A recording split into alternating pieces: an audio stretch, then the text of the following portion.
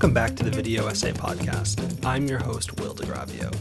Man, does it feel good to be saying those words. It has been way too long. I think maybe the longest window since I started this podcast that I have not uploaded a new episode. In the 6 years that I've has it been almost 6 years? 1, 2. Yeah, wow, okay. Oh, jeez. I guess it's been almost 6 years. Almost 6 years since I started the Video Essay Podcast. Biggest gap. And mostly for good reasons. Just been, super busy with work and pursuing my own PhD studies, which has been a wonderful, lovely, big challenge in its own right. And it's kind of funny, it just, for so long, the podcast was just, I was in such a rhythm of it. I didn't even really think about inviting people on, finding time to sit down and watch the guests work and ask questions. I really do like to kind of prepare and put a lot of thought into this. And so when you I'm learning myself for the first time, maybe most people know this, but when you start new things and that rhythm of just being so entrenched in the video essay world and the podcast, it just gets thrown off and it just gets harder to get back into that rhythm. So, that flow, to borrow Catherine Grant's word. So trying to find that rhythm again. I have a great backlog of episodes and that are some great conversations. And I feel terrible that they've just been, sitting on my hard drive, but, am very, slowly going to get those out into the world and hopefully start anew with the podcast. And I can think of no better way to do that than with today's conversation, which features Jason Mittell, who many in the video essay world will know, the person who first introduced me to videographic criticism at Middlebury College, where I studied with Jason and with Christian Keithley, who co-founded the Scholarship in Sound and Image Workshop. And Jason and Chris have both been on the show before, but Jason recently published the first in a series of videographic books, The Chemistry of Character in Breaking Bad. Now, this is part, again, of a new series of videographic books published by Lever Press, and Jason is also the series editor. We recorded this conversation so long ago, I don't even remember what it was, but definitely in 2024. So just a point of reference, if at some point during the conversation we, make reference to something as happening recently or, a few months ago, and now you're looking back and it's been like a year ago, that is why. But the conversation is really timeless nonetheless, and really focuses on the origin of the videographic book series. What is a videographic book? What could a videographic book be? We also talk about Jason's longstanding interest in open access publishing. And then we really dive in deep into his years-long project, The Chemistry of Character in Breaking Bad. It's a wonderful conversation. As always, you can learn more about the Video Essay Podcast at thevideoessay.com. Now, without further ado, here is Jason Mittell.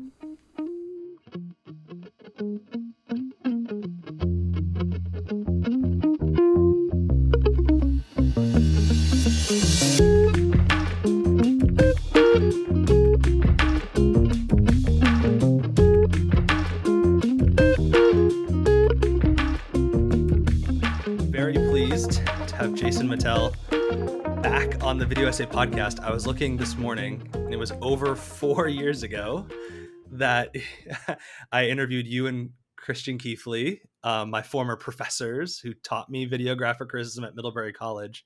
And we did a conversation about the Scholarship in Sound and Image Workshop and both of your backgrounds during COVID, when listeners of this podcast were making the exercises that you guys and Katie Grant and Ethan Murphy teach and develop at Middlebury. So that means we've probably been doing the podcast for way too long. Or it somehow feels very recent, but very far away. So Jason, welcome back to the program. How are you doing? I'm great. I'm really happy to be here. I'm definitely of the OG Video Essay Podcast listeners, and and was happy to be on it back then, and great to be. The first, I think I was you're probably the first person I said, I think I have this weird idea. I don't know if this will work. And you were the first person to be like, oh no, that's a pretty good idea. So it's worked out. Um, and I feel like because obviously learning videographic criticism with you, so even longer than 4 years ago, 8 years ago, longer, I don't even know, shorter, 7, 8, yeah. Um, I've also been there basically kind of from the beginning, when you've been working on the project that we're going to talk about today, the chemistry of character in Breaking Bad. And it was kind of the interesting thing about that last conversation with you and Chris is because we obviously talked about some of your early work, Chris's early work, but it's never followed the traditional kind of video essay podcast format here. So people probably know that you have a background in television studies and Breaking Bad, and we'll get into that. But knowing you as I do, you've also long had this interest in open access publishing. You're on the editorial team of In Transition as the project manager, and so basically in 2016, Lever Press was formed, and I'm curious to know kind of your relationship with Lever Press and kind of the origins of what is now a series of videographic books. Yeah. So, as you mentioned, one of my interests has been open access and digital publishing, and actually that precedes my interest in video essays. I can certainly say, and I've said this a lot, is like back when I first got involved with video essays, I never imagined myself actually making them. My role was as a publisher. I was one of the editorial board members of an organization called Media Commons, which was an early sort of media studies digital platform and we did a number of sort of experiments, and one of those experiments that I was the lead on was In Transition. So In Transition launched in 2014, but in the couple years before that, I was working with Media Commons to try to develop the platform. And that was my role within Transition, and in some ways still is, as project manager or journal manager, now is the title. In Transition just migrated to Open Library of Humanities after 10 years on Media Commons. So now we're an even more stable platform and even more sort of invested in open access publishing in a really formal way and a long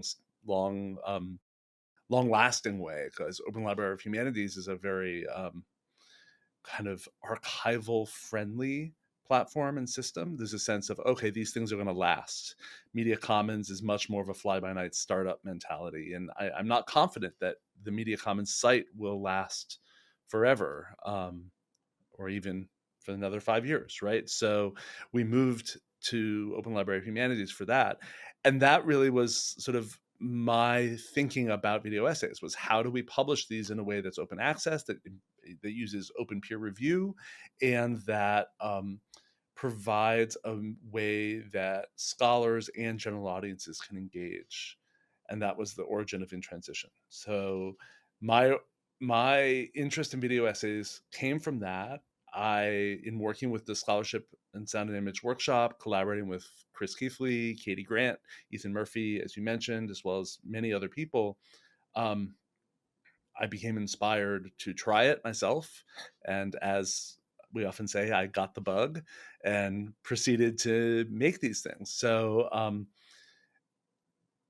that was very much part of this process, is simultaneously becoming a video essay maker and being invested in open access publication. So you asked about Lever Press. So Yeah, Lever and real quick, Press, I'll just say, yeah, like, yeah. I don't know if actually on this podcast I've mentioned the transition to Open Library of Humanities for In Transition. And if you haven't been on the In Transition website in a while, like, I'll include a link in the description. Like, go there. It's gorgeous and so like searchable, and like the scrolling function, you can scroll through all the individual essays or issues. Like, you guys had a great launch event for it, celebrating the anniversary of the journal at SCMS earlier this year, 10 years.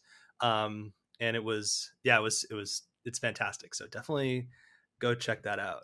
Um, Yeah, thank you. Yeah, we're really proud of it. For us, like sort of academic publication geeks, like every article has its own DOI, which is like a big deal. For those of us, if you know what a DOI means, you know why it matters.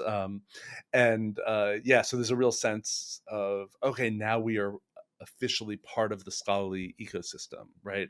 You can find in transition articles now on Google Scholar, and like used to not be able to. So that's really great. So okay, so Lever Press, it was kind of born of that same impulse of Open Library of Humanities, trying to create open access work that fits into a library ecosystem and is archivable and findable.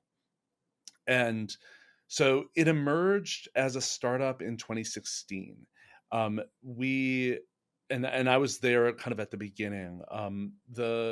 The kind of origin story is a few folks in the library world and in the academic press world kind of started having a conversation about open access monographs, a book that is available and fully available in a digital way. And if there's a way to change the business model, so that instead, so typically open access publications, the way that they have been funded is an author pays model.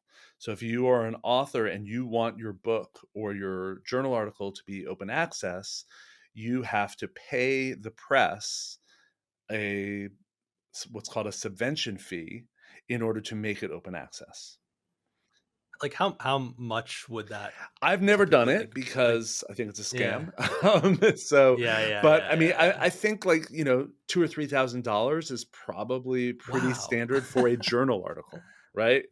Wow. So, well, who Wow, wow, pays wow. that? Generally, it's not the author themselves. Usually, it's either the institution or the granting agency. So if you have a NSF grant, and this is much more prevalent in the sciences, right? If you have a NSF grant, you write into your grant subvention fees for publication. You know, and there has been some pushback at the sort of policy level, more so in other countries but still in the US as well, of sort of mandating open access for government funded projects, things like that. So but that's a whole area that I'm not interested in getting into, of like who's paying the presses, because especially when we're talking about corporate presses like Wiley or Elsevier or uh, Springer. Like these companies are basically leveraging academic labor that they're not paying for, and they're getting those same academics to actually pay them in order to publish, and they're getting just these outrageous publication fees, whether it's for open access or for library subscriptions. So most people within academia recognize that the system is broken. So Leverpress was born out of an idea of, can we propose an alternative? So it formed primarily through a collaboration of Amherst College Press, which is one of the few small liberal arts colleges that has an actual press. And the editor in chief at the time was very invested in open access and trying to think of how to do this. And also a partnership with University of Michigan Press, which is a much larger press, but has a wing called Michigan Publishing that helps a lot of smaller presses do digital publication and sometimes and print publication. And so Michigan and Amherst collaborated to help launch Lever Press, and it was also born of a consortium of small liberal arts college library directors. And the person who is helping to lead that charge is Mike Roy. Mike is the dean of the libraries here at Middlebury College. He's a very good friend of mine. We've collaborated on things for many, many years. And he has been a long advocate of digital publication, open access, and all sorts of newfangled things to try to make libraries and publishing more accessible and more user friendly. So Mike convened a group of liberal arts college librarians to devise a business model, which basically means that a library will pay an annual fee to Lever Press, basically to subscribe to their books. Now, to be clear, if they don't pay that fee, they still get access to their books, right? It's not a subscription that is that actually grants you anything exclusive in terms of access. Grants you something exclusive in terms of being able to say we are supporting this endeavor, we are partners with this endeavor. Um, if you're a supporting institution, your your people, whether faculty or staff, can serve on the Lever editorial board or the operations committee. But basically, it's just a way of can academic institutions subsidize presses not in a way that is sort of pay to publish, the way that the subvention fee works, but rather pay to support through these subscriptions. And that's actually not dissimilar for how Open Library of Humanities works. Open Library of Humanities is a lot bigger than Lever Press, and they get a lot of support both from foundations and some government support in the UK. But they also have institutional support so that a library can subscribe to their journals for a fee, which is, helps subsidize their work. But the goal is what's called platinum open access that neither the reader nor the author pays for. Um, so it means that even if you're not employed by an institution that has subvention funding, you can still publish with Lever Press or with In Transition.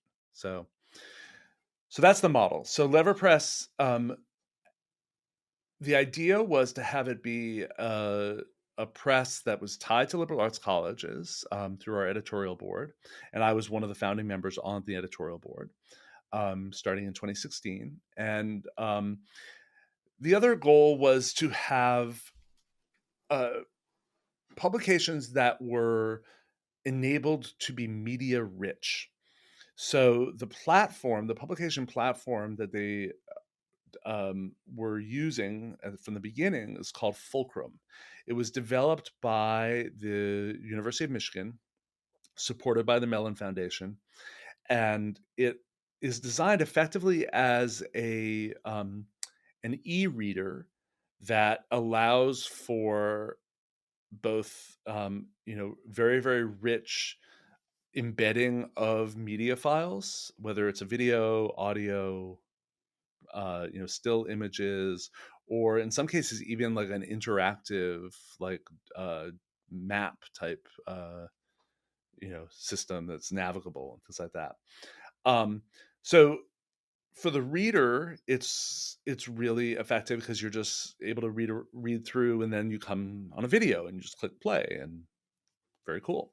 Um, the other thing that it does is it has a really robust backend where every media object, so like every video, has its own resource page with a ton of metadata.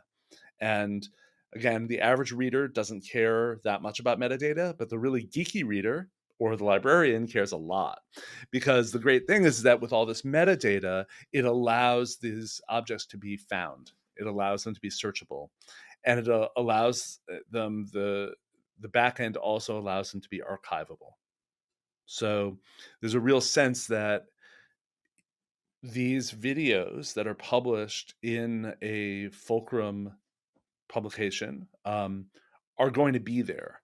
They're going to be accessible to hopefully to the sort of readers and viewers of generations to come, in ways that if you ever go to a website that was built on Flash, you're not going to be able to access it anymore. So that was the sort of philosophy of Lever and Fulcrum, and I'm really happy to say that the press has matured to the point that they're publishing books fairly regularly, and yeah, that was the site where I was engaging with that aspect of publication, and led to this new series. And I think, for everything you've outlined, make it's just a perfect fit. So I'm curious, to hear about kind of the origins of the idea for a videographic book series. And one of the questions I have is, did you think about calling them something other than a book? Yeah. So, I mean, this is one of the questions that for people who are interested in innovative forms of publication, um, one of the questions that we always have to grapple with. To what degree do you want to be tied to the forms of the past versus present a form that's very new? And we struggled, well, not struggled. We talked about this explicitly within Transition 10 years ago or more when we were developing the idea. And for both In Transition and Videographic books, there's a strategic tie to the old forms. For In Transition, the motivation was to say, okay, scholars are making video essays, but they're not getting any sort of academic credit or legitimation for it. They're just publishing it on Vimeo. And that is a problem because there's no incentive for scholars to spend their time doing this, because for tenure or for job hiring or for promotion or whatever, you need to have, peer reviewed journal articles. So In Transition purposely came up with a model in which a video essay closely resembles a peer reviewed journal article. And because we want it to fit into the academic systems in a way that felt legit, right? And felt continuous. So the videographic book model very much came out of this question that I had, which was, okay, media studies, which is my field, film and media studies, honestly is less a journal driven field. It's more of a book driven field, right? Like typically your average, if you are fortunate enough to get a tenure track professorship in film or media studies, usually the expectation for tenure is to publish a book, right?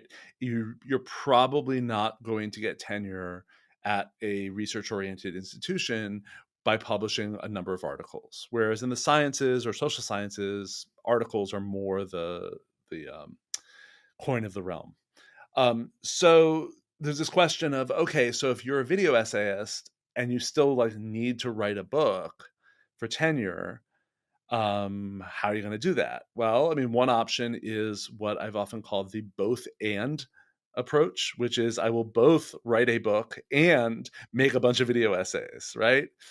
But obviously that is untenable if you want to also have a life, and uh, and it's unfair. So if the goal is to say, look, I want to be able to get tenure based on my videographic work, or get a job based on my videographic work, but I'm in a field in which books are more valued, it seems like figuring out a way to have video work be part of a book is important. So that was one of the main motivations. The for calling them videographic books. The other main motivation was really platform dependent, right? So Fulcrum is the file that is available from my book. If you want to, you can download my book as an EPUB, and then you can consume that EPUB through a reader like Apple Books reader. However, well, totally offline, but not with the videos, right? So EPUBs as a form do not have embeddable multimedia, um, or there's embeddable images, but not sound or video.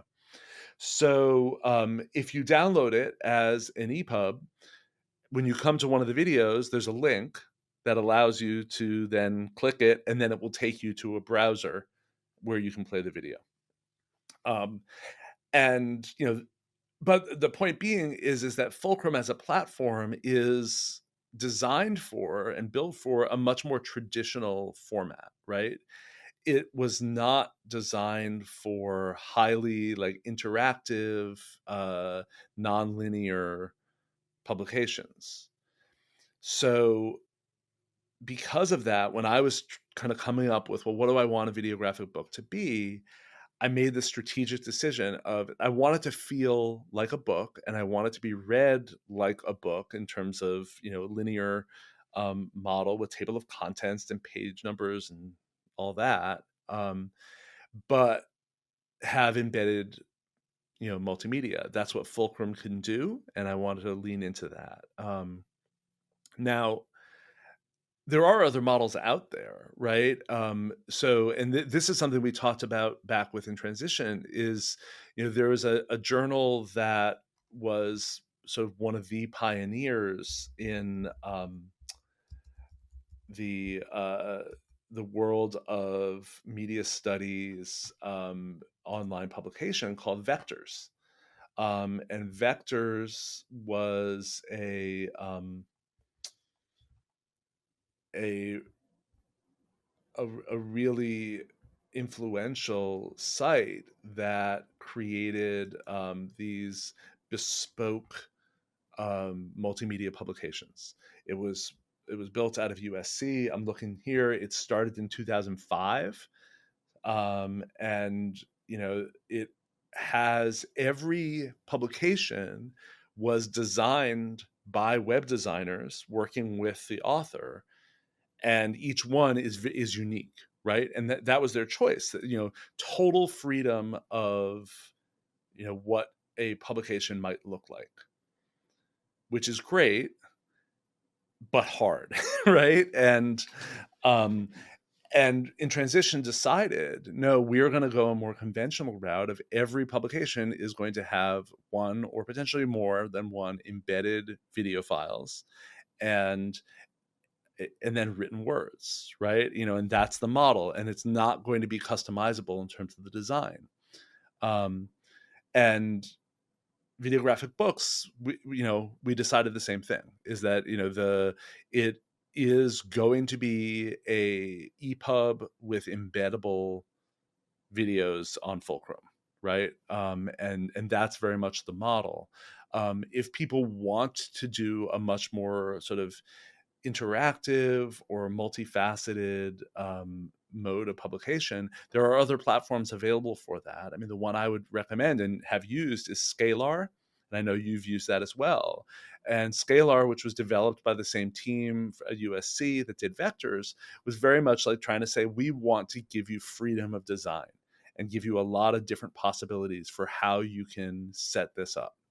If you want to do a nonlinear project, Scalar is a much better site than Videographic Books and Lever / Fulcrum is, right? So there, and I think that this is one of the things that we tend not to think about, is that any medium has its own constraints and affordances, right? And I mean, as a media scholar, that's what we try to teach. But as a publisher, you don't think about necessarily like, oh, well, I want to publish a book, and therefore, like, what constraints and affordances does my book have? No, you just like write it, and that's what you do.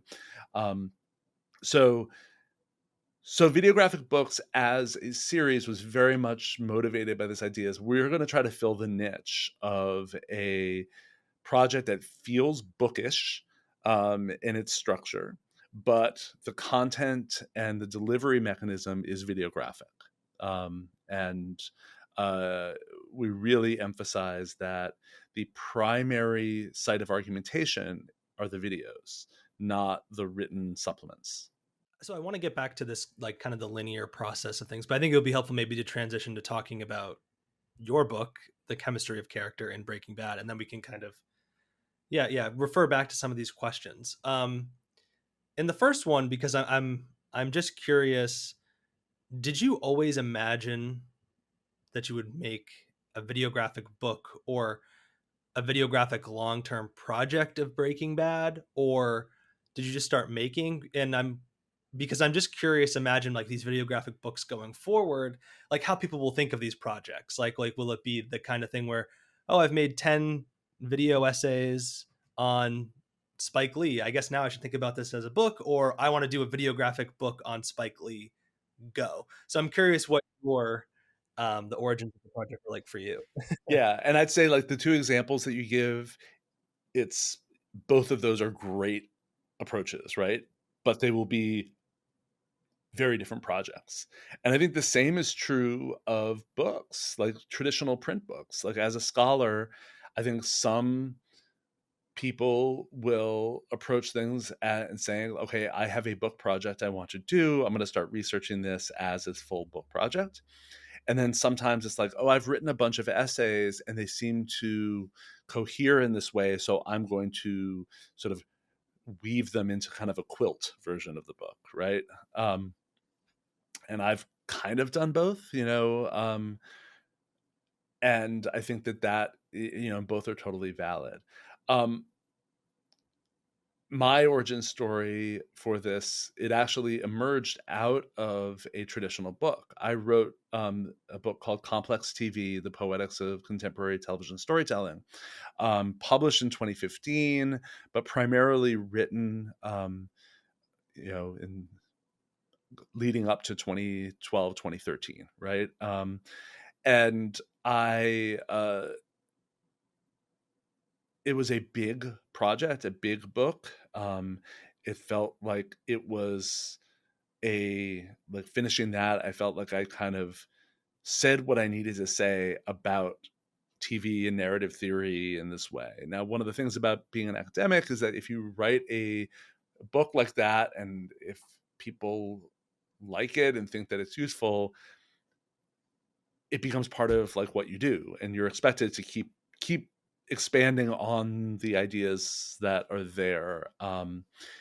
And so when I was very much interested in these ideas of storytelling, but the only chapter in the book that I felt like I had a lot more to say was the chapter on characters and characterization. Funnily enough, it was actually the longest chapter in the book, and it was the one that I felt like was least complete. So that was a sort of cue to me that, like, oh, I should think more about characterization. And one of the case studies that I use in that chapter is Breaking Bad, because I think it's one of the most interesting shows in TV history around character. And so that was certainly percolating in my mind. But then as I was getting the videographic bug, the first videographic project I did was about the film adaptation. And that was a film I was also actually writing a book about. It was a short book. So like I was invested in that way. And then I said, okay, I should probably do something about TV because like that's more what I do. And at that time, there was almost no video essays made about television. So I started working on a project about The Wire, and I published in, I believe, 2017 a video essay called "How Black Lives Matter in The Wire." And the thing that struck me about making that video essay was it's a lot harder to work with a TV show than a film, because in videographic terms, simply because of the amount of footage. When you're doing a video essay about a conventional film, you have a 2-ish hour video file that is your primary source that you're working with. Well, The Wire had, I believe, 60 episodes around there, 62 maybe. Um, and most of them are about an hour long. So it's like, okay, that's a lot of footage to deal with. And my video that I made was very focused on a couple of scenes from the first season. So it was, I had these parameters that allowed me to not have to master 60 hours of footage, right? But then I was thinking about if I wanted to do a different type of project, this would be really, really hard. And it felt like it would be an investment to do a video on a show like Breaking Bad, because there was just so much footage. Distilling that into a 15-minute video was just felt very unwieldy and inefficient to me. But distilling it into either in some this longer form project in this book felt like, oh, this could be an interesting idea. So that's kind of where the idea was born from my own project, was how do you do videographic work on TV? You have to invest a lot of time to diving into the footage, and there's a lot of footage, so you're making something that's quite long, or you're making a number of shorter things. And if you want to make it into one larger project, rather than I'm just going to like churn out a whole bunch of individual video essays about a topic, it felt like this was the way to go. So so that was the origin story. The I did a, in a very sort of TV like mode, I did a pilot in a way, which was the first video I made based on Breaking Bad, called "What's Walt Thinking," and I decided to do that early on in conceiving of the project, mostly to figure out, like, do I like working with this show in Premiere, right? Like, is this fun? Does it promote, as Katie Grant says, good material thinking, right? And the answer was yes. I really like this. So I made that video in, I think, 2018, and that it was actually inspired by a brief moment in Complex TV that I'd written about. This moment in the show, from season 4, just this one, not even full scene, short moment in a scene, and about how we can hear or sort of recreate Walt's thoughts, even though there's not actual um, flashback or monologue or anything like that. But as viewers, we think these things. We think what he's thinking, through this idea of serial memory that I theorized in the book. And I was like, okay, can I translate this videographically? And I came up with a way to do it, and I felt like it really worked. So that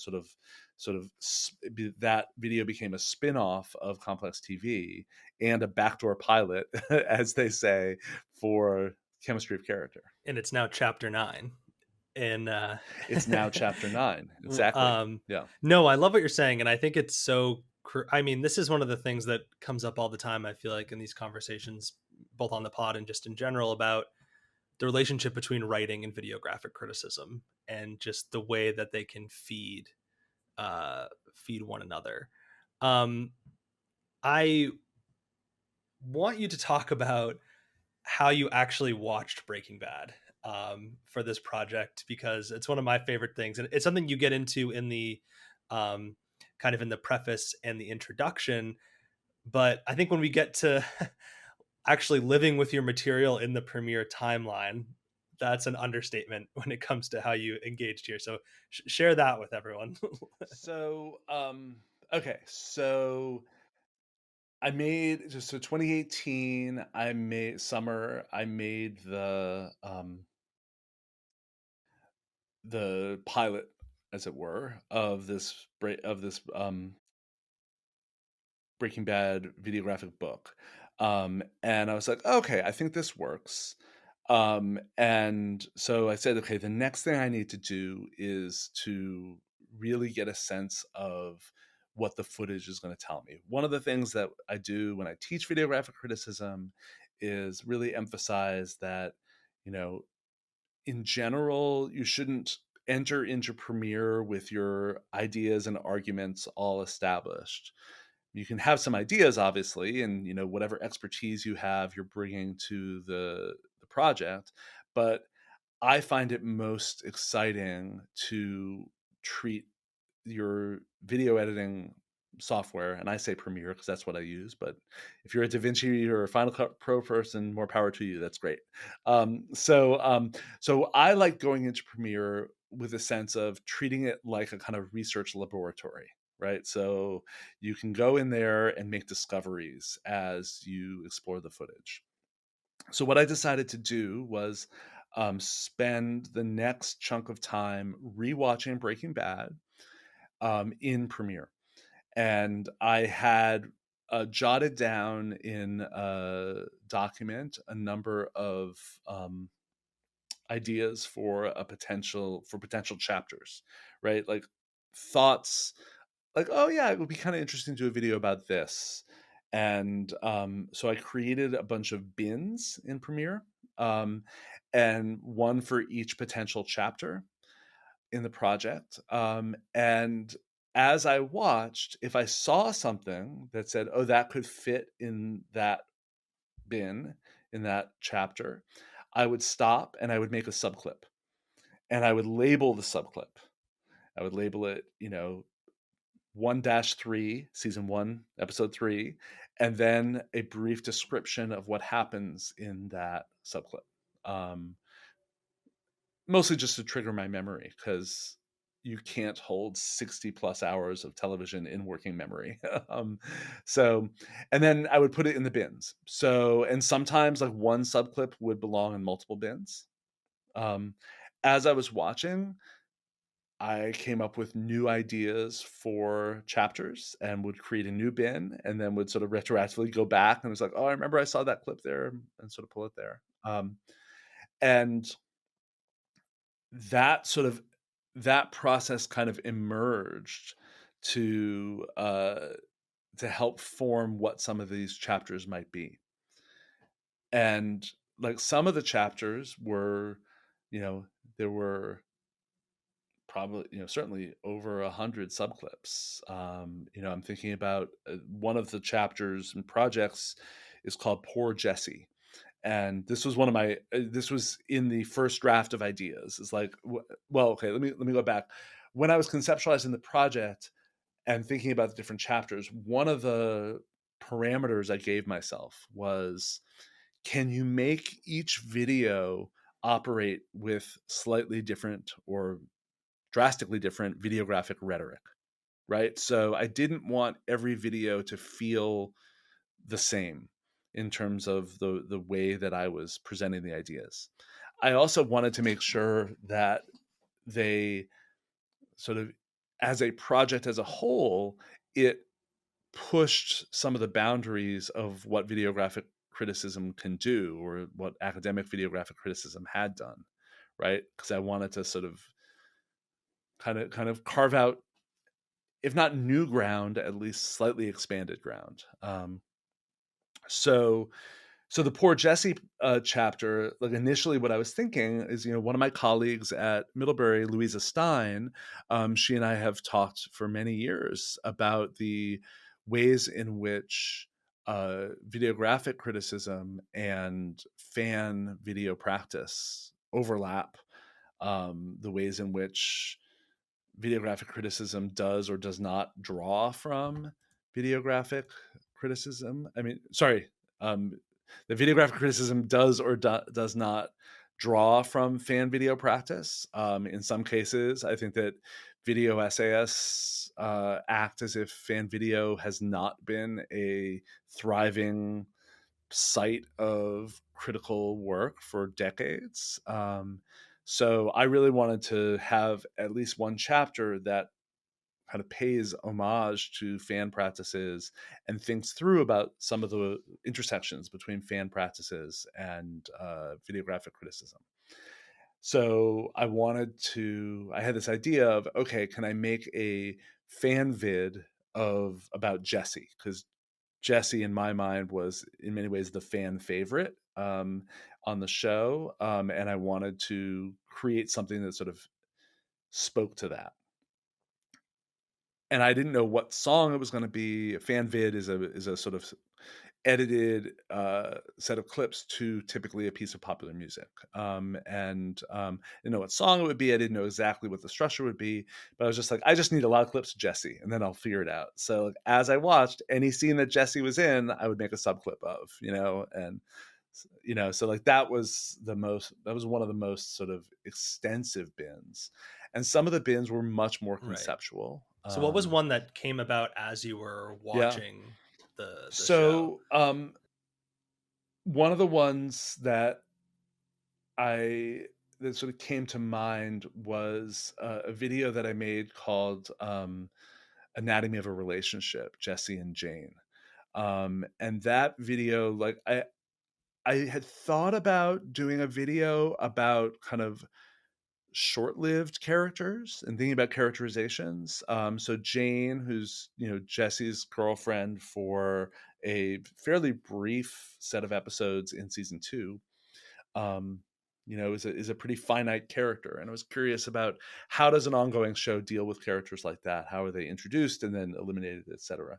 So that was kind of my thinking. But as I was watching, I realized, oh, what's interesting about Jane is how she is presented as, very much a a character who is instrumental for Jessie, right? I mean, she is her own individual person, and I think that she's a kind of good character.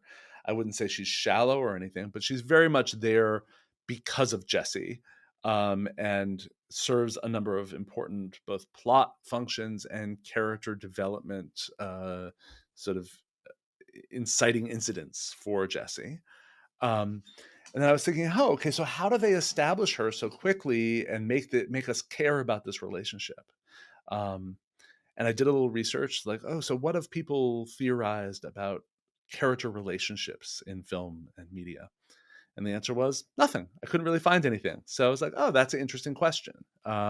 So like in watching this show, rewatching this show and thinking about Jane, it set me down this path about some intellectual questions. And then I was like, okay, here's something I could certainly analyze and come up with an argument about. Yeah. So, and the nice thing about that one also was it's a really finite video because it's focused on this finite character and this character who has a fairly short lifespan on the show. So it felt like in some ways a much easier video to manage rather than something that was trying to deal with the entire 5 seasons and a character who's there throughout, etc. So You mentioned something that I'm curious to hear your thoughts on, where you obviously are written several books, a tenured established scholar, and as you mentioned, like, right, had written complex TV as kind of this big monograph, and then in some ways this is following up on some of those ideas. So in this book, right, there might be people who come to it who read complex TV but have no interest in videographic criticism. There are people who are more film scholars but have an interest in videographic criticism who might come, or folks who just want some Breaking Bad criticism, and folks who are interested in narrative or character theory, right? Like all these different questions.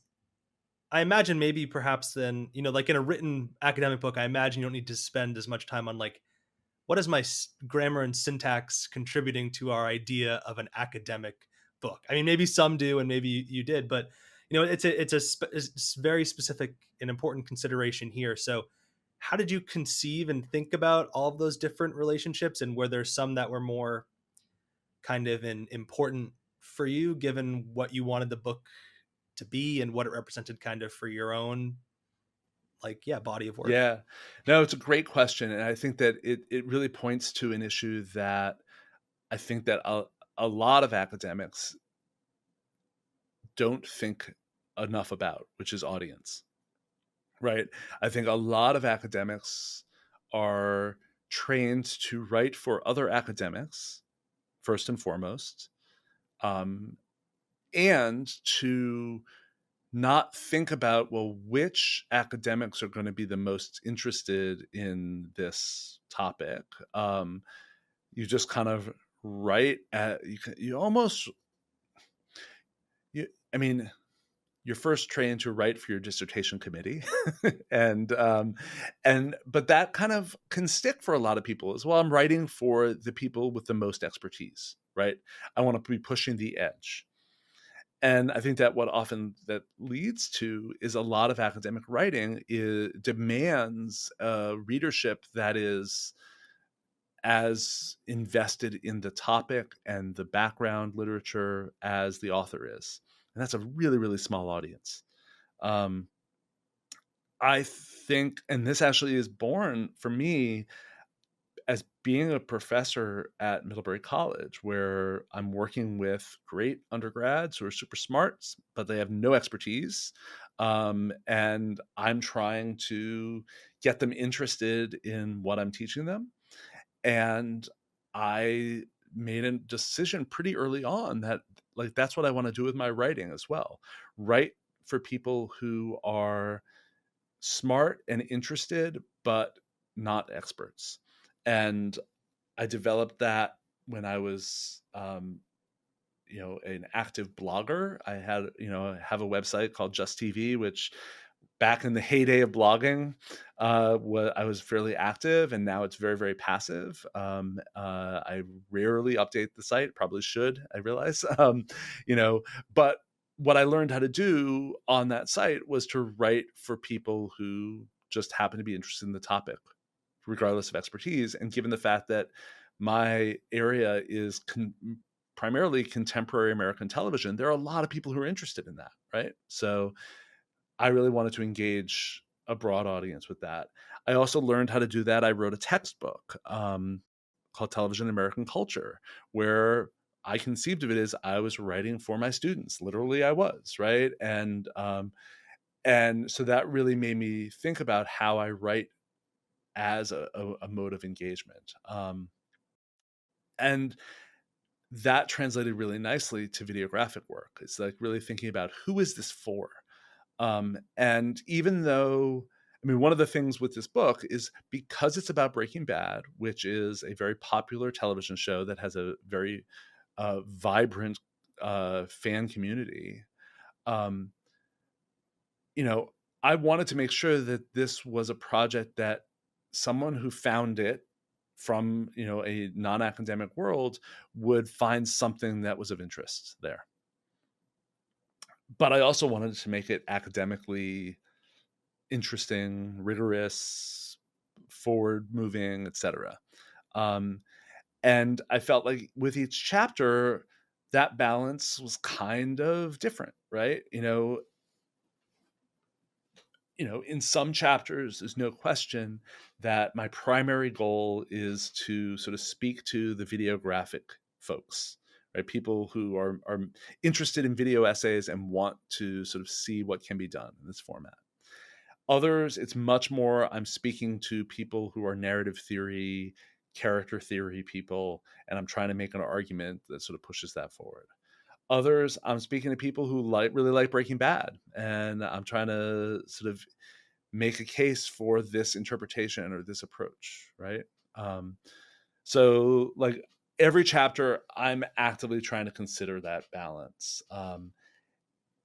And never do something that's so alienating. Like, I don't think any of them are so sort of like super scholarly that if you are not an academic, you would find it completely bewildering. I don't think I did any like that, but there are certainly some that are much more like, you need to be a Breaking Bad viewer and fan to get it, right? And there are others that are more accessible to people who don't know the show that well.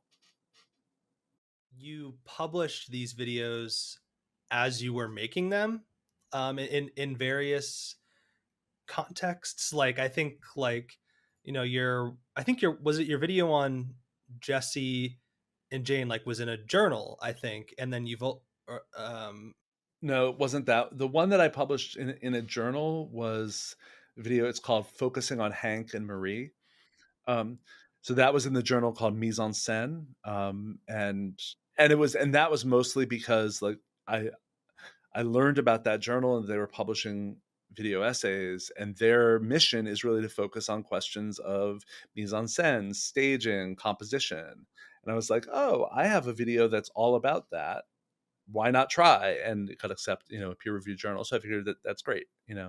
so yeah, so you had some published there, and then you were uploading them to Vimeo, and then you also started uploading them to YouTube, as well, where I'm sure they're hitting all these different kinds of audiences. So I guess, as you were uploading them, like, did you always, I mean, I know that it's common for, like, a chapter of a book to have been previously been an academic article or something like that, but what was that process like? And were the videos changing between, like, original uploads and the book? I just kind of want to get a sense of how all these pieces eventually coalesced into the chemistry of character. Yeah, no, it's interesting. The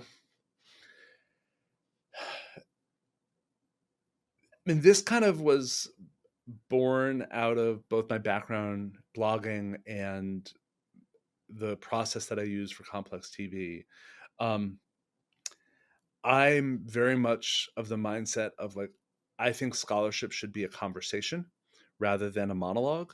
Um, and it's really hard to have a conversation when you are writing a book and the book is this bound object that exists only on your computer.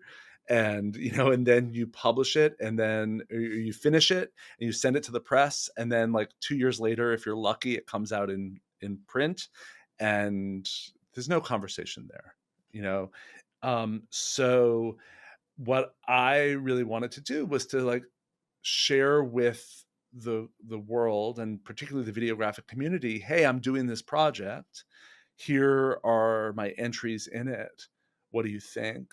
Can I get, whether it's feedback or enthusiasm or criticism or whatever it might be, to help kind of motivate and mobilize the project. So I'm really invested in that. It's also like one of the reasons why I love serial television, especially the way that it used to be and sometimes still is, in like weekly installments rather than, dropping a full, 13 episodes on Netflix. I really love that sense of getting things in pieces and sort of like seeing them develop over time. So I really wanted this project to be that. It's also, I'm kind of, I don't know, like I did not want to make a video and have it sit unseen for a few years. Like that feels wrong to me, you know? Um, but I think an important thing to recognize is that I made a very conscious effort to devise this project as modular, right? You can watch any one of these chapters independently of the others, right? It is not a book that is has to be read from front to back. And it's interesting. I did a presentation here at Middlebury when the book came out this past spring, and one of my friends who was in the audience is a historian, and I was sort of in the presentation, I was explaining the book and sort of explaining how I devised it and all the chapters and how it works. And she was like, in a very friendly and supportive way, she's like, I'm trying to understand, how is this a book? Like, what is the overall argument of the book? And how, and what became clear through our conversation was, in history, for her, a book has a, not necessarily singular, but a core argument that runs through the entire project. And each chapter is part of that, typically in a sort of narrative that lays out this historical argument.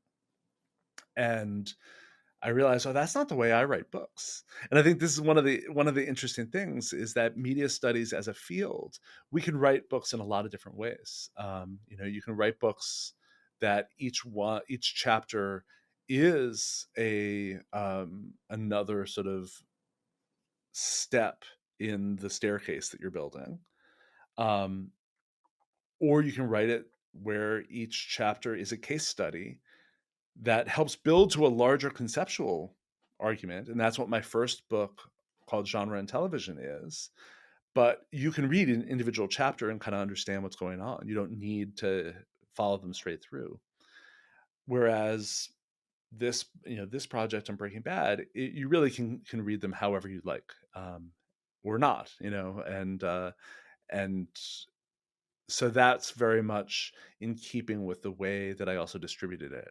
Um, it would be hard, I think, to do the sort of modular drop that I did in a book that is super, super linear, because it would demand everyone to like go back and watch your previous episodes, right? And which I think can happen, and there are certainly people who do videos like that, more on YouTube probably, but or I mean, I think this is actually a more common model in podcasting, right? Where there's a real sense of, oh, okay, like I'm listening to this series or this season of a podcast, and I'm doing it in very sequential ways.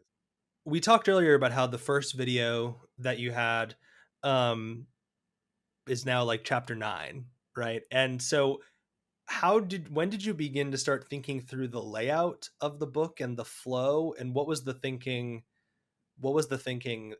there? Yeah. It was the sequencing of the book, Kate, was the last thing I did.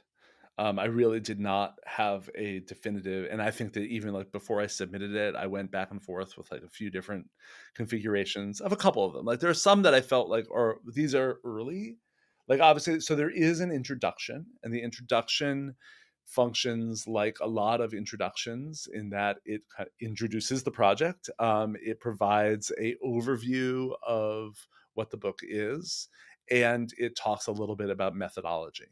Um, and uh the introduction is about the book rather than the introduction is not really about Breaking Bad, if that makes sense. And then there are the remaining 12 chapters. The first chapter is called Breaking Genre, and I knew that that was going to be an early chapter, if not the first content chapter. Because it's really the chapter in which I introduce the importance of character in Breaking Bad. And kind of one of the arguments that that chapter makes is Breaking Bad as a series functions as a character study. And like, what does this category of character study mean? And then that obviously opens the door to thinking about character, right? The next chapter is called Walter's Whiteness, and I knew that would also be early because that's one of the chapters that treats the entire arc of Breaking Bad.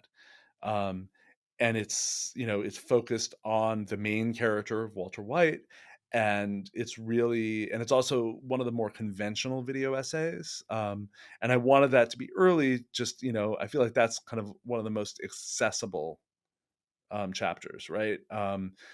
If you're not really versed in video essays and you're not versed in the sort of theoretical ideas, then you can watch that and totally get it, right? And then I started like figuring out, well, what goes next, and it was more the flow. I wanted to try to vary videographic styles as much as possible from chapter to chapter, so that was a consideration. I also wanted to like have variety of um, topics so that I mentioned Poor Jesse, which is the fan vid about Jesse, and then Anatomy of a Relationship, which is a more analytical video also about Jesse. I wanted to make sure that those weren't back to back, right? So that kind of varied the flow. So, and then I knew the other thing is I knew that the final chapter was going to be object oriented Breaking Bad. And that's because that's the chapter that's most experimental, and it's the one that is most kind of explicitly not about characters. It refuses characters. The premise of the video is, what does Breaking Bad look like without people? And so yeah, so I knew that had to be the last, right? Not to function as a conclusion, but rather to function as a, like, now for something completely different type, For the folks who have seen or will soon watch object oriented Breaking Bad, the bins and the sub clips are incredibly important, I would imagine, in that supercut of shots of just objects. Yes. um Yeah, and that was something that, like, I had in mind from the very beginning, right? Like, I couldn't have made that had I could have made it had I thought of it midway through viewing, but it would have been really, really hard, right? But I knew from the beginning, I was like, just this idea, and this is sort of comes out of my interest in deformative criticism, um, really thinking about, like, what would it be to make something that, you know, exiles all people, you know? So I had to capture all those clips. and I Yeah. want let's I there's a couple other videos that I want to talk about kind of in more specific detail. One is Skylar's story, which I think is a videographic miniseries, which has got to be one of your most ambitious and longest and complex projects to date, and I think is very interesting because we've talked about kind of the blog, your blogging days and American TV, and I still think about like your lecture when I took intro TV with you, like on Lost and all these fans who were trying to figure out the show. But this kind of deals with the darker side of fandom and online culture, right? Like with all of these primarily men who were attacking not merely the character of Skylar White, but the actress Anna Gunn for her portrayal, and just all this misogyny that she, I think, still probably, I'd assume, right, endures on some level. And so, yeah, introduce us kind of Skylar's story and how it became a videographic miniseries that I think is it over an, it's well over an hour long, maybe two hours Oh no, it's combined. I think 2 hours and 45 2 hours minutes. and Yeah, 45 minutes. Okay, wow. Yeah, yeah. yeah, it's a lot. Yeah, Yeah, because I think there's one episode, right, um, that's like almost an hour, 50 right? minutes. Yeah, yeah. Yeah, yeah, yeah. Okay. Okay, so origin story of this is actually fairly similar to the one I was talking about earlier, in that there is a portion of my book Complex TV that does that treads some similar ground in very different ways. So in Complex TV, I was talking about the character of Skylar White and how she had been maligned, as you said, by misogynist fans as like the true villain of the series. And Anna Gunn, as an actress, I mean, during the 5th season, she um, wrote an editorial in the New York Times called "I Have a Character Problem," right? And which is all about the ways in which she had been um, attacked verbally, and she feared for her safety at some points because fans hate Skylar White so much, and there was sort of this anti-fan culture around her. So in the book, I talk about that and criticize that, and suggest that, what would it be like to imagine this show as Skylar's story? You know, can we think, can we sort of retell the narrative from her perspective as more of a women's film slash melodrama? Right. So this was kind of this experiment I did in print. And I wrote this before I ever did any sort of videographic work. So it was totally off my radar. And I literally, for like 2 pages, retell Breaking Bad from her story. And I always liked that conceptually, but felt like the execution didn't quite work, right, in the book.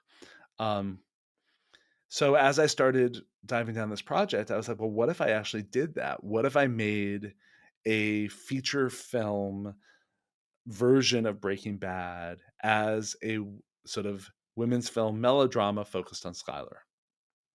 So like that was the idea that I had as I started watching the show. That was the bin.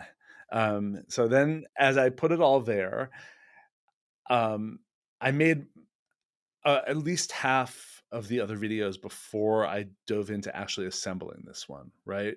Because I knew it would be huge, and also pretty intense in a lot of ways. And then as I started assembling it, I realized, oh my God, this is completely unwieldy.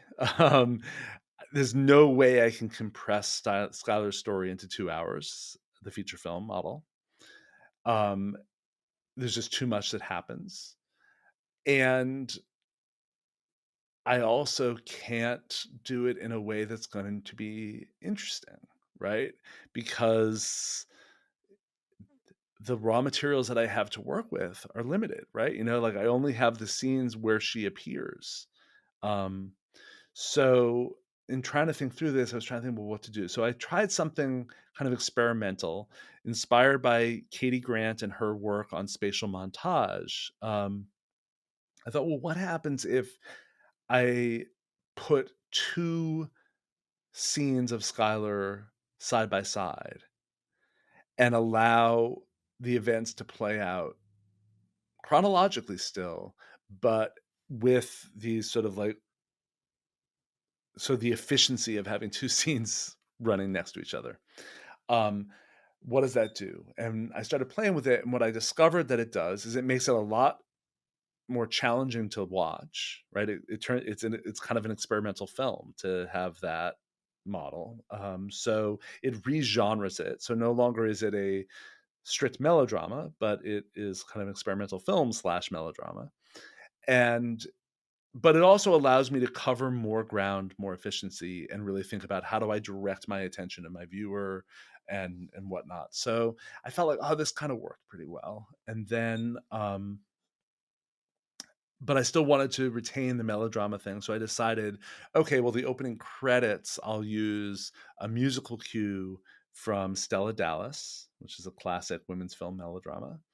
And yeah, so that was kind of the idea that I had. And I started working on it, and I made like the first like 20 minutes or so. And I think that got through like midway through season 2, and I was like, "Oh my god, this is gonna be super, super long, etcetera." And I bounced it off of, a couple people.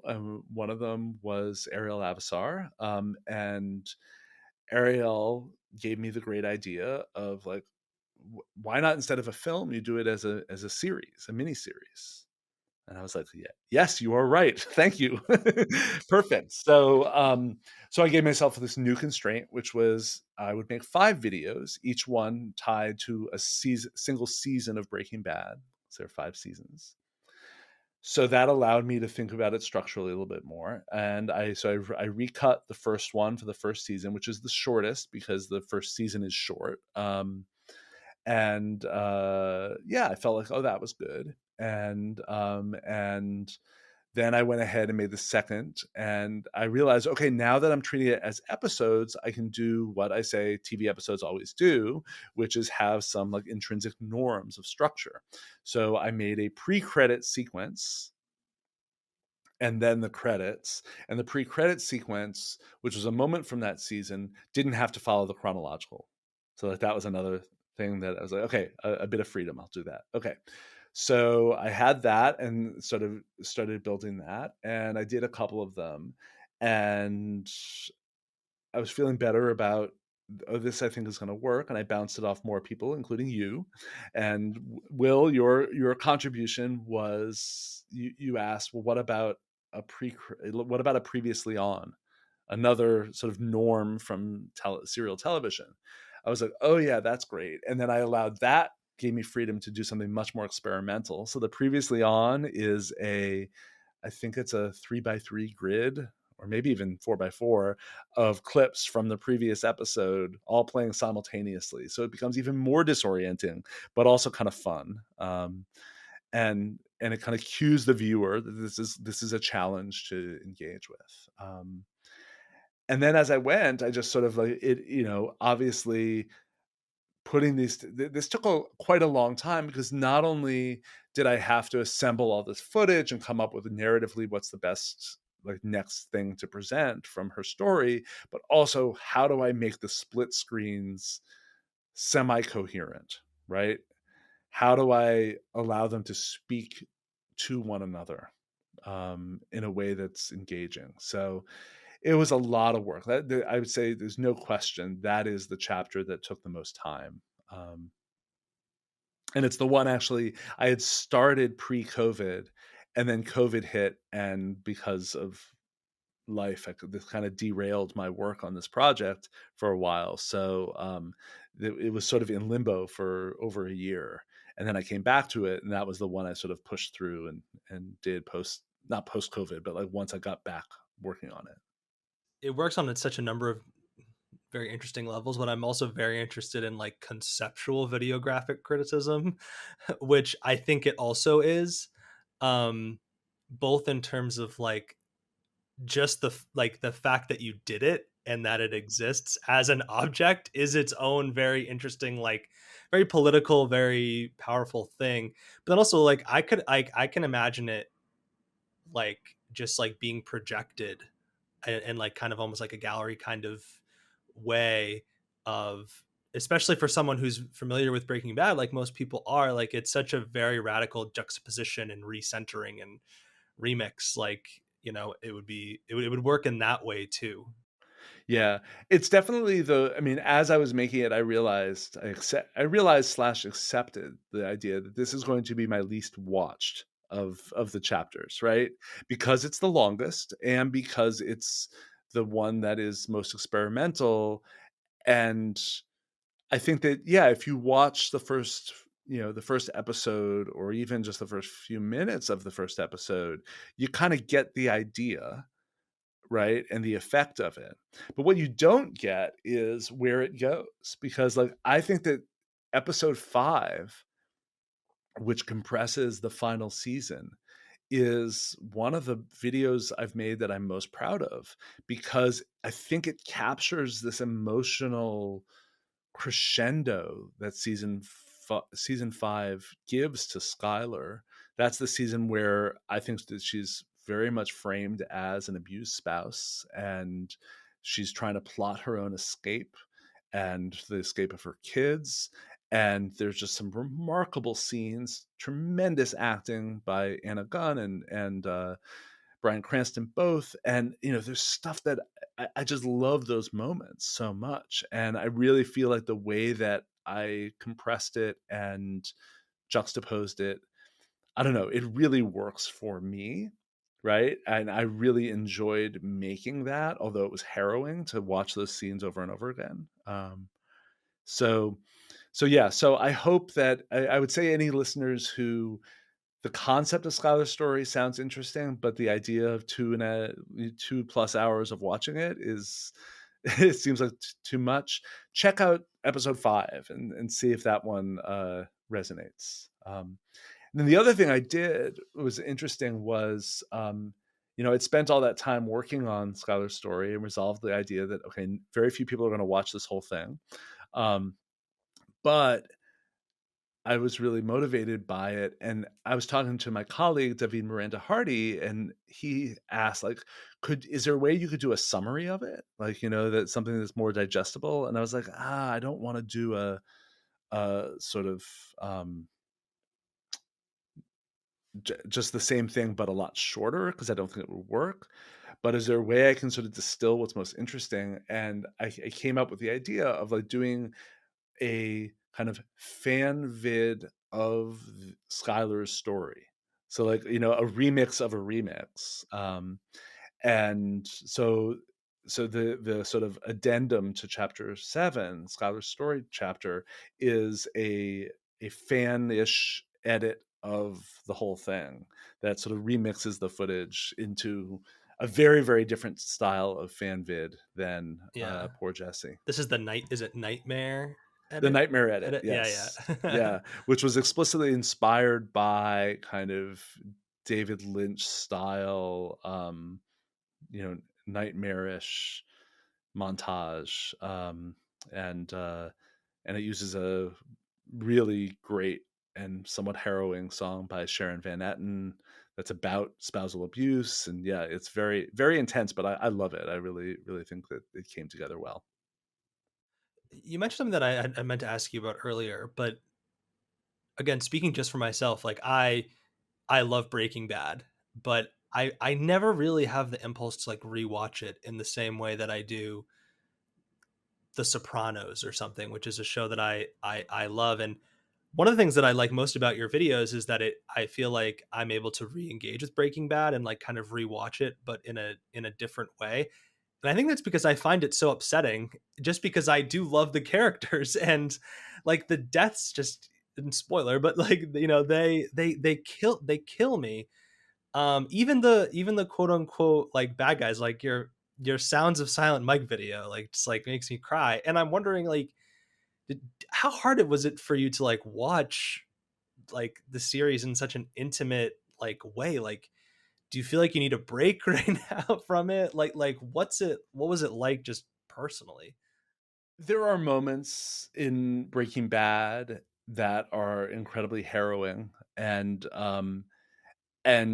working with those moments over and over and over and over again in Premiere certainly did a number. Found them fairly harrowing. So like, certainly that was my experience in making the sort of episode 5 of Scholar's Story.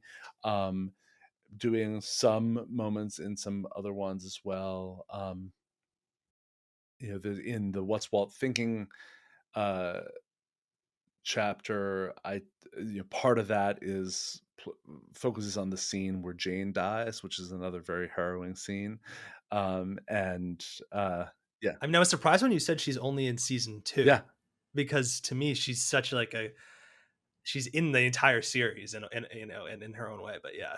yeah. Her shadow is right, but her presence is only in season 2 and one flashback in season 3. So yeah, 51 minutes of screen time is all she has. Yeah. Yeah, it definitely was an experience going through. However, I mean, I'll say that, and I too really love Breaking Bad, and wasn't something that I dreaded rewatching, or I felt I was worried about the sort of emotional power of it. But it was largely because I, as I'm watching, I'm always simultaneously emotionally engaged and sort of cast into this like level of awe because of the level of craft and control and sort of brilliance of the storytelling, right? So, and it's interesting. I'm actually right now in the process of rewatching the show again, not in premiere, but my youngest kid was interested in watching it, so I'm watching it with her. So it's yeah. So it's interesting to sort of rewatch having made all these videos and now watch them fresh and be like, oh yeah, I've seen that 3 seconds 27 times. Yeah, Th that's awesome.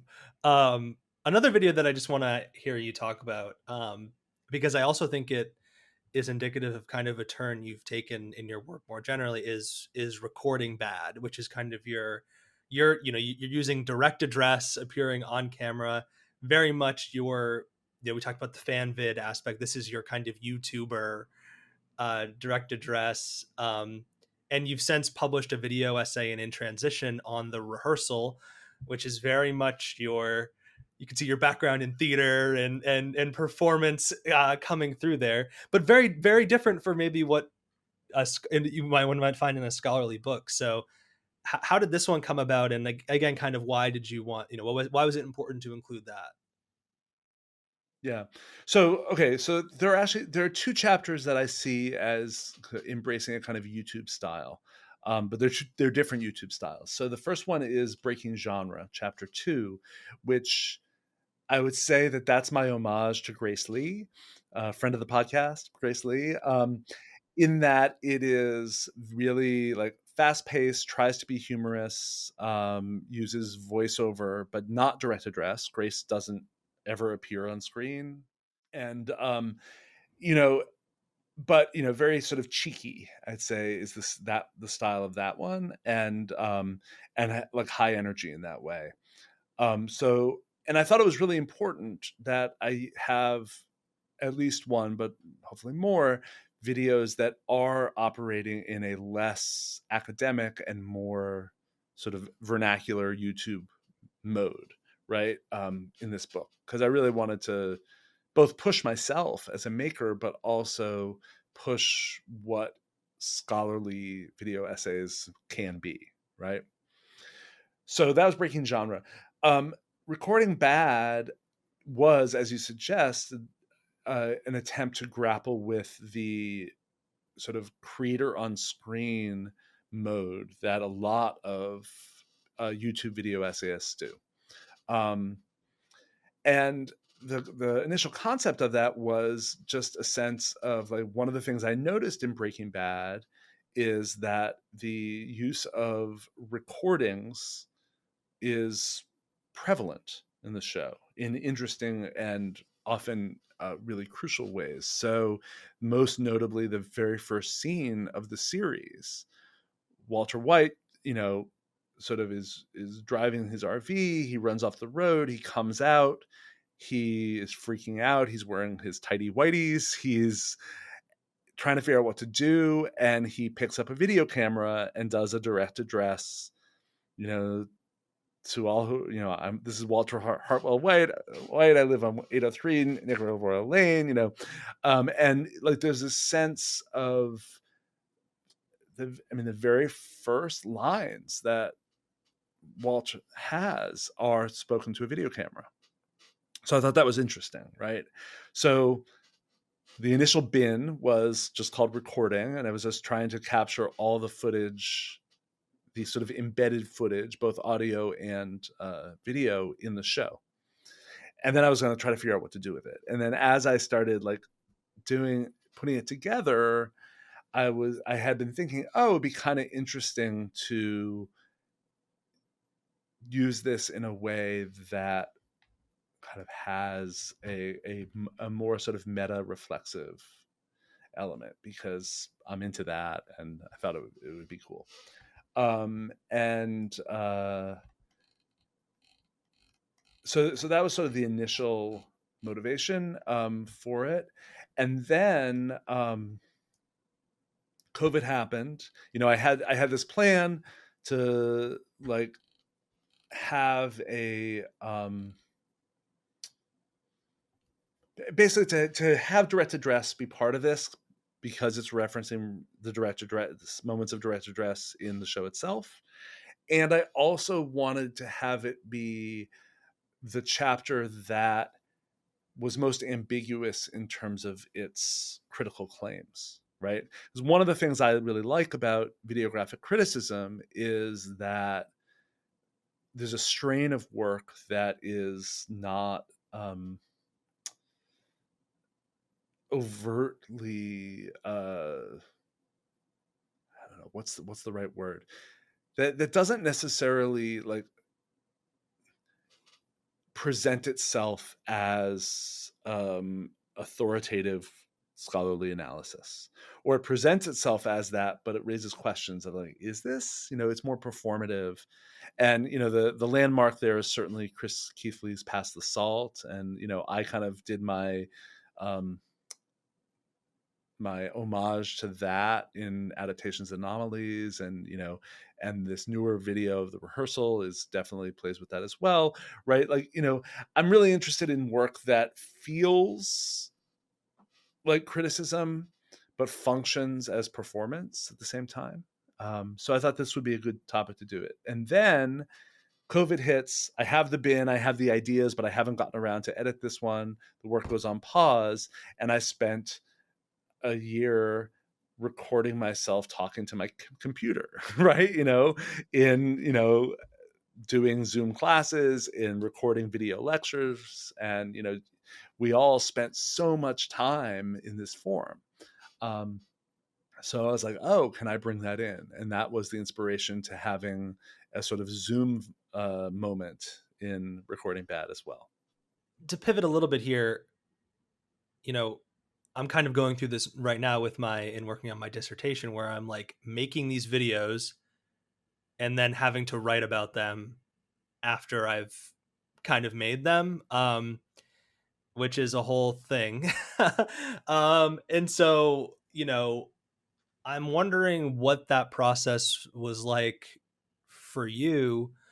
And like, do you have to restrain yourself? Did you find it grueling? Like, because you mentioned earlier how important it was for you and for the series to like the videos are doing the argumentation, right? And that's something we hear about all the time. So how do you do that? Yeah. Yeah. I mean, so I made the choice early on to prioritize the argumentation in the videos themselves, right? And that's the nature of the series. And I wanted my project to very much be that. I didn't want to have writing be the place that kind of lays everything out, and then the video is the example, right? I wanted it much more to be like the video is the ideas and the writing provides the context for that video. And that was very much the mentality. The thing that emerged as I was doing it is that, and this largely was because I had been presenting the videos in progress to various audiences, whether it be at conferences or at talks or just to like people. It's like oftentimes what people were most interested in talking about was the process, right? What and the influences, like why this video style, what does that mean, things like that. So, and especially for the videos that had more non-traditional videographic form. So like the Jesse fan vid, the Skylar's story miniseries, the object-oriented Breaking Bad, the more deformative piece, like those pieces, I felt like the videos don't stand alone in terms of what I was trying to do with them. You don't need to read a whole bunch of stuff to understand them, or maybe enjoy them, but contextually that there needed to be more there, right? So those are the chapters I knew I wanted to write more about. um, but I don't think I wrote extensive contextual material before making the videos. I think in every case, I did the writing afterwards. Um, I had brief, like, one paragraph outlines for each of the videos for my proposal, that I sent to the press and to the NEH funded my leave to finish this, which was wonderful. Thank you, NEH. So in my proposal, I would have brief abstracts of each chapter, but beyond that, I did not have many written materials unless it was writing for the screen, on-screen text, or writing for voiceover that I recorded. So for me, that was really important process-wise, is to make the video first and then write the context. I know that for some of the other projects that people have done or are in the process of doing for the Videographic book series, it operates a little differently, right? So I don't think that there is necessarily a single mode in terms of process, nor in terms of product. I think that we will be publishing Videographic books in which the writing is more substantial than the video than it is in mine. So I have about 10,000 words total, which is not a book, but I have 24 video files, right? Um, you know, whereas I think that other projects are going to have fewer videos, potentially, and more writing.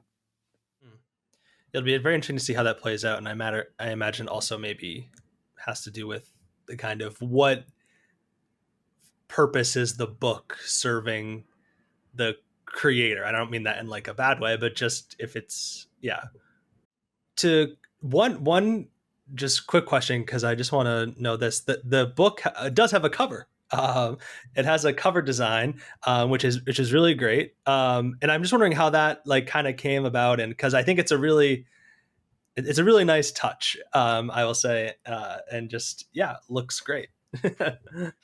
Well, it's definitely, that is the product of the press. Lever Press has, it is a, legit, fully operational entity, and it has a staff, both editorial staff and production staff, and they contract with designers to do the book covers. If you go to leverpress.org and you look at the other publications, I mean, one of the things that Lever does is, most of their books have a sort of consistent cover design, initially, kind of in trying to sort of like feel like they look like a book from this press, right? And we made the decision that because this is a series, we wanted to make sure that it was distinguishable, right? Like, it doesn't look like all the other Lever books. So that was one of the goals. I thought that, my main input was, I think that having screens in the cover is important to sort of show the imagery that's in the book, and the idea that this is something that you're watching, right? And then the designer came back with a whole bunch of different possibilities, different types of screens, different layouts, things like that. And I gave feedback, and my editor gave feedback, and we sort of iterated a number of times and came up with something which I think is really nice. I think it looks good. Unfortunately, or maybe not unfortunately, but you'll never be able to see the cover as like an object that is, like on display in a library or in a bookstore, but certainly on a website you can. As maybe this just is more indicative of my buying and hoarding too many books myself, but if you guys made little pamphlets that had the text and the links with the cover, I would buy one. Oh, he's getting up from his desk. He's got the piece of paper. I want that.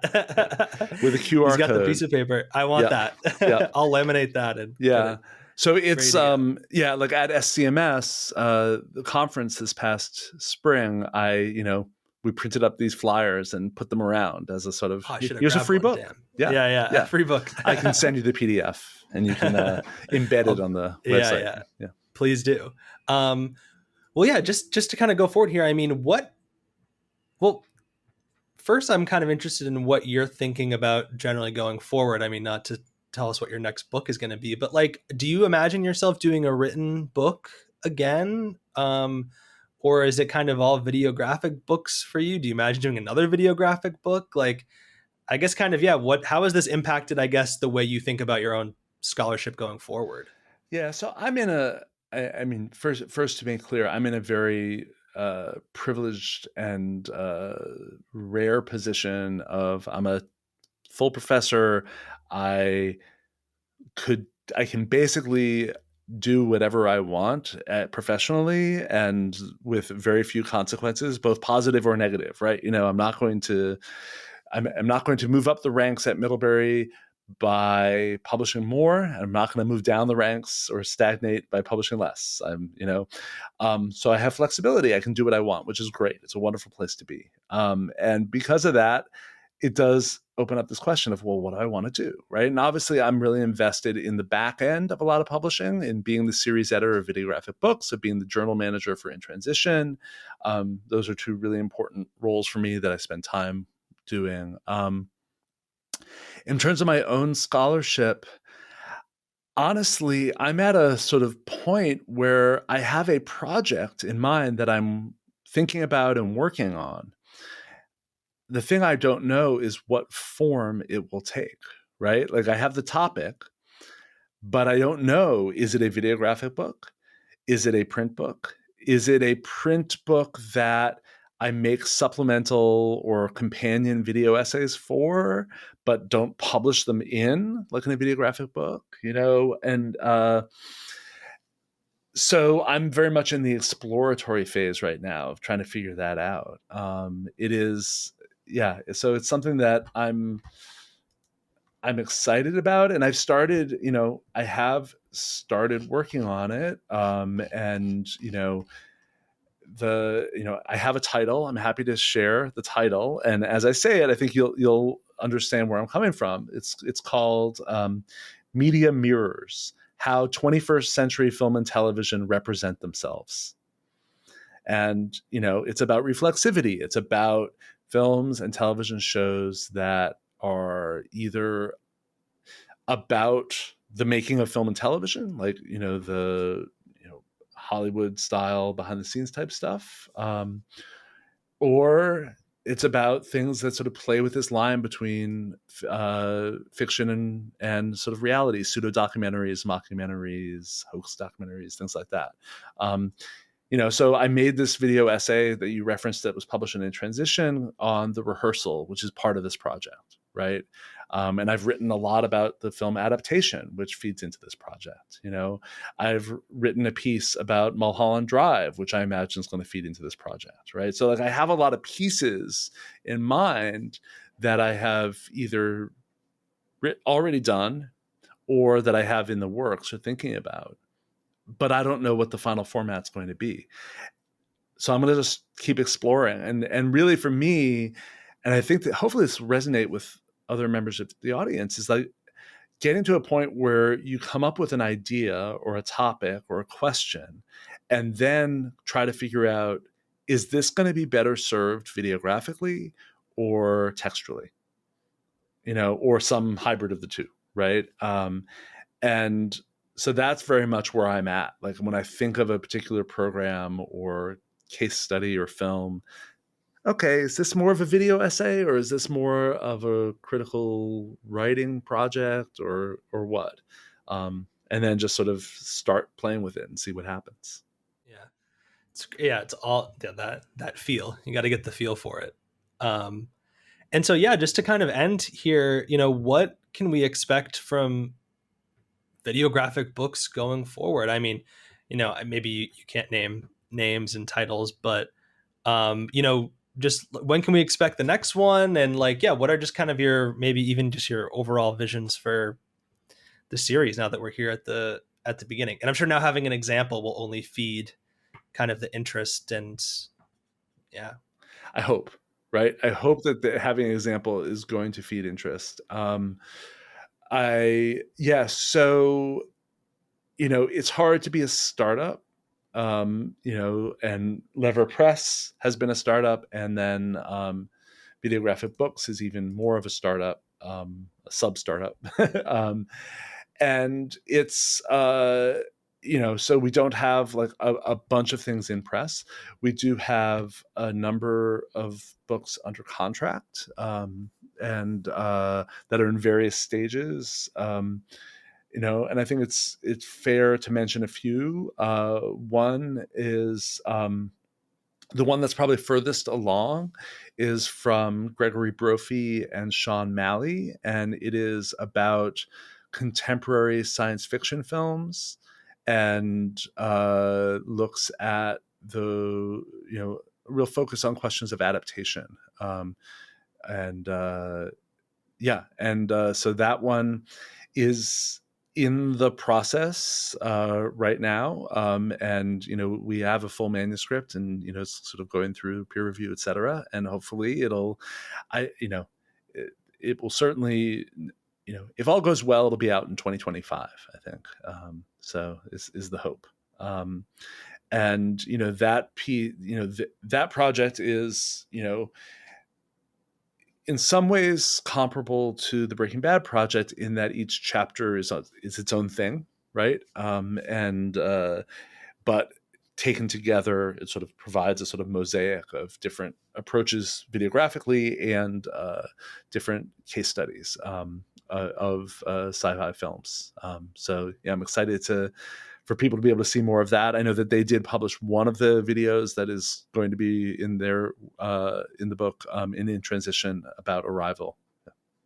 And then another project that's in the works. Another friend of the podcast, Johannes Bonotto. He has a video series that has been made public and is much renowned, called Practices of Viewing.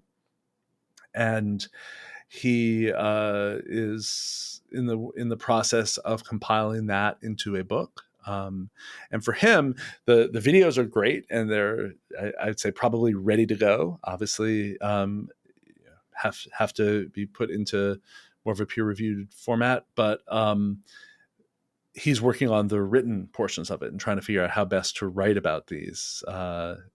So that's one of those examples of, these are videos that I have. Oh, and now they can become a book. Exactly. Right. That's kind of those spectrums. Yeah. Yeah. And they were always conceived as a unit, right? It is a series, and they have a unity to them. So it makes sense. They're not a like, here are 7 different videos that I made about different stuff that I want to throw together and call it a book, right? Definitely not that. And then the other project I'll mention, which I'm really excited about, and it's doing something very different, but in an exciting way, is Evelyn Kreutzer's project, another friend of the podcast. Evelyn actually talked to me about revising her dissertation into a videographic book. And it's interesting. So, Evelyn wrote a dissertation that's a totally traditional format dissertation, written piece of television history about the use of classical music in early American television. And basically, she got invested in videographic criticism after the dissertation was in progress, and then she completed it. And almost all the work she has done since then has been videographic. And she says that that's her thing, right? She wants to keep doing that. So we talked about how to reconceive the dissertation into a videographic project. And so she's been making videos. So there's a case where she has a long written project, and is trying to translate it videographically and to pare down the writing. And I've seen and read portions of it, and it's great. I think it's going to be a really, really compelling example, and more of a sort of single book, a single through line, rather than kind of assorted case studies. So yeah, I'm really excited to see that come together. That's fantastic. Yeah, and obviously I've seen Ioannis's work because a lot of it's online, and Evelyn I've seen present at various conferences and whatnot, portions of it. So yeah, some really exciting different examples of all the different ways that this series will just continue to grow. So super exciting. Yeah, and I would just say any listeners who are videographic makers who imagine that they have a book in them in some way, please reach out. I'm happy to talk with people no matter the level of development. Those are the projects we have under contract. We have others that are under conversation, as it were. They haven't quite put together things to the level of the contract, but they have an idea in mind and they're working on it. So if you are in that position of you have a potential for an idea and want to brainstorm, just reach out to me. I'm happy to chat. Fantastic. Well, Jason, congratulations to you again on the chemistry of character. So great to finally see it. And thank you for joining today. Well, and thank you so much for having me. And thank you again for your feedback on various videos in progress. And that really made a difference in the book.